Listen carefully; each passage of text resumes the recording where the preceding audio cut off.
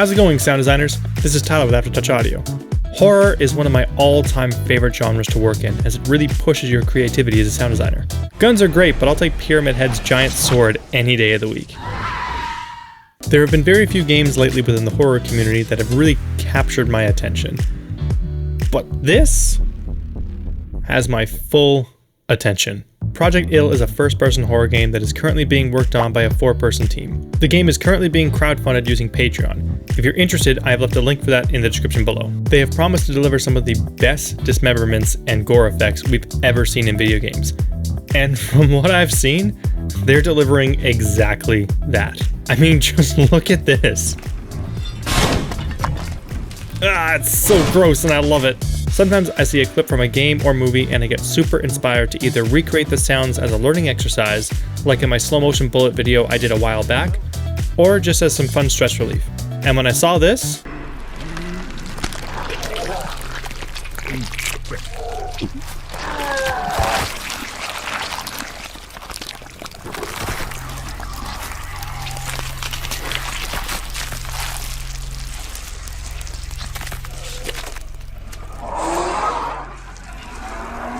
I knew this would be an extremely fun and challenging redesign to work on. So let's download the clip and get to work. To start this mix off, I broke this design down into 6 main groups, including bones and dry flesh, blood, meat splatters, creature vocals, BGs, and transition effects. Before I break down the session, I'll quickly walk you through my cookbook and give you tips on how to make every sound I used in this redesign. Making blood is quite easy, but it can also be quite messy, so don't forget to bring a towel! Blood is much thicker than water, and it sounds drastically different than water. While I don't advocate using real blood to make your sounds, we can make some homemade blood at home. To make our homemade blood, we can take some regular water and mix it with a thickener like flour. If you mix it with too much flour, you'll end up with a dough. So try slowly adding flour until you get that thicker sound that you're looking for. Try soaking this liquid up with a sponge or a towel and wringing it out to get some random blood dripping sounds. I also love to cut up some watermelon and honeydew and use the guts from that to make thicker sounding splats.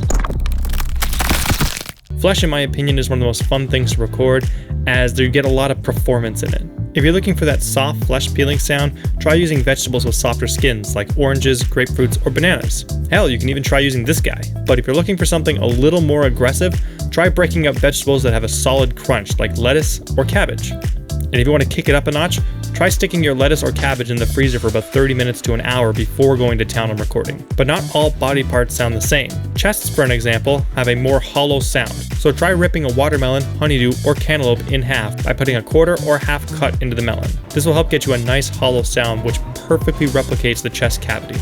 Peppers also work extremely well for recreating the sound. Lastly, if you really want to make a head exploding sound, try dropping different kinds of melons off of a ladder or your roof. Don't be afraid to really give it some oomph, as they require quite a bit of force to, well, you know, smash. Unless you just want to buy a half a dozen watermelons and throw them at a hippo.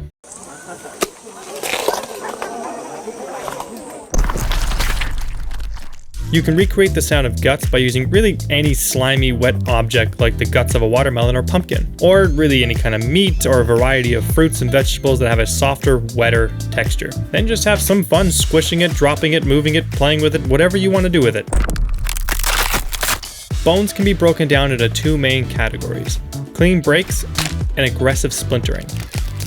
If you are in need of some clean breaks, try using single carrots or single sticks of celery, as they tend to give you a nice sharp transient when snapped. My personal favorite though is a nice thick asparagus, but make sure it's the meaty asparagus, not the winter thin bits. If you are in need of some more aggressive Mortal Kombat style bones, try using a bunch of frozen celery sticks snapped at the same time. Apples ripping, bottom bits of the celery, nuts, sticks, twigs, cabbage, you get it. Really anything that will give you a nice clean crunchy sound will work. If you're looking for some additional sweeteners and textures for bones, try grinding or eating cereal like cornflakes, mini wheats, and sprinkle them into your designs. Recording these sounds at higher sample rates and pitching them up or down will really help enhance your designs. If you happen to go through your own recording sessions, leave a comment on some of the sources that you used below, and we'll get a big database going. As a big thank you to all my patrons who donated $15 or more, Everyone will get a sample pack of my last Gore session, which contains over 400 samples with 3 independent microphone positions. Most of the samples were recorded at 192 kHz, and I will also be releasing an update to this library next month when the weather is just a little bit more nicer outside. If you're in Patreon, just shoot me a message saying, "I want to buy it," and I'll get you a private link to download. Now let's break this redesign down. I started like I normally do by placing down markers on things that I wanted to highlight within my redesign. This included the face breaking, the blood pouring, the head exploding, the body exploding, creature vocalization 1, arm exploding, and creature vocalization 2. Then I started cutting in bones and dry fleshy bits until it looked about right.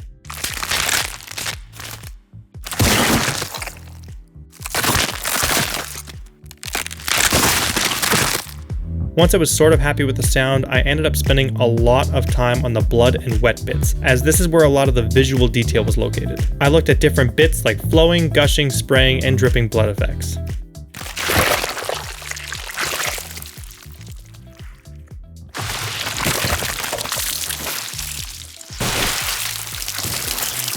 Where the bones and fleshy bits only took about 5 tracks, the splatter, blood, and guts took up 30 tracks. But I made sure to keep the fluids and splatters separate so I had more control over the volume and post-processing of each layer when it came time to mix. The glue that really held everything together was the creature vocalizations. The first half was just me trying to emulate a sick zombie or like a Left 4 Dead style creature, and then really the only post-processing I did on this was pitch myself down about 3 semitones to make myself sound larger. The creature itself was primarily made from a pig and some other high-pitched animals, including a walrus, taking a sound from the Stranger Things book. Once I was happy with the overall sound and sync, it was time to enhance. I added some accent whooshes and impacts. Once those were in place, I added a full set of BGs and spatial effects like thunder, crickets, and crows.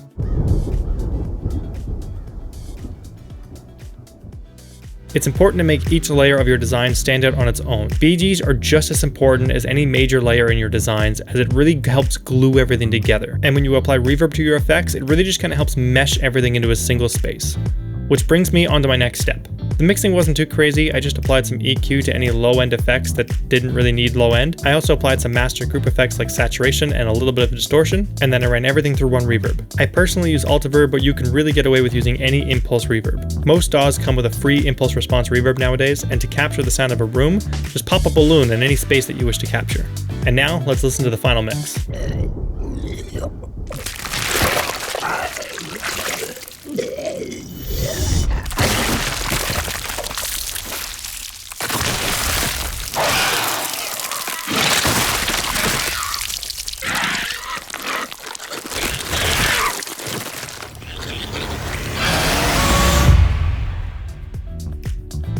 I want to take a second to quickly thank my Patreon members who help support the channel. 100% of your donations go right back into the channel, which not only helps me make new content, but will also allow me to record more samples and give back to the community. I have also left Clout's Patreon in the description below, where you can get exclusive updates on the game and access to the Discord server. It is 100% worth checking it out, as I really want to see the game come to light. If you liked the video, please consider hitting both the like and subscribe buttons, as it really helps out the channel, and don't forget to go make some noise.